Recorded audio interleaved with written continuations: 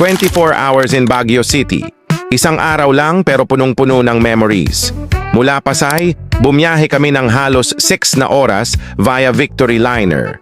Medyo mahaba ang biyahe pero sulit ang bawat kilometro habang papalapit sa summer capital of the Philippines. First stop, Mirador Heritage and Eco Spirituality Park. Tahimik, presko at napapalibutan ng mga pine trees. Perfect place para huminga, mag-relax at i-enjoy ang ganda ng kalikasan. Isa ito sa mga pinakabinibisitang lugar sa Baguio dahil sa tahimik nitong paligid, sariwang hangin at napakagandang tanawin ng mga bundok at pine trees. Habang naglalakad sa mga stone pathways at hardin, ramdam mo talaga ang katahimikan ng lugar. Mayroon ding mga viewing deck at iba pang Instagram-worthy spots na perfect para mag-picture at mag-relax. Sunod naming pinuntahan ang Dragon Castle. Isa ito sa mga hidden gems sa Baguio na agad mapapansin dahil sa kakaiba nitong Chinese-inspired na disenyo. Sa bawat sulok, makikita ang magagandang detalye at mga spot na perfect para sa pictures. Bukod sa kakaibang architecture, mas lalo pang gumanda ang karanasan dahil sa tanawin ng kabundukan at malamig na simoy ng hangin. Isa itong lugar na sulit bisitahin kung gusto mong makakita ng kakaibang atraksyon sa Baguio.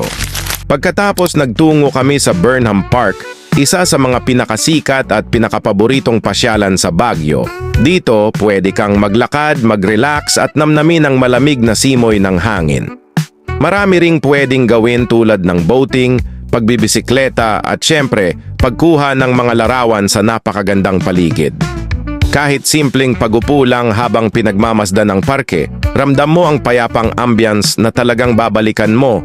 Pagkatapos, dumaan kami sa Mines View Park kung saan matatanaw ang kabundukan at ang sikat na pagmimina ng Benguet. Isa ito sa mga views na hindi mo pagsasawa ang titigan. Pagsapit ng gabi, oras na para mag-food trip sa Baguio Night Market. Mula street food hanggang ukay-ukay, siguradong may makikita kang swak sa budget.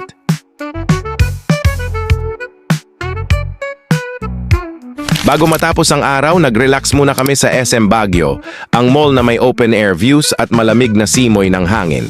Perfect ending bago mag-rest mode.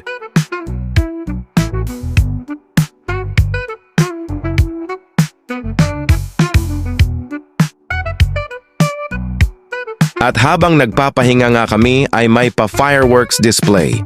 Perfect view ng city lights habang may pailaw sa langit. What a way to cap off the trip. Eto na, pauwi na kami pabalik ng Manila, bit-bit ang mga bagong memories. Hanggang dito na muna ang ating quick 24-hour Baguio getaway. Maraming salamat sa panonood. See you on the next travel vlog.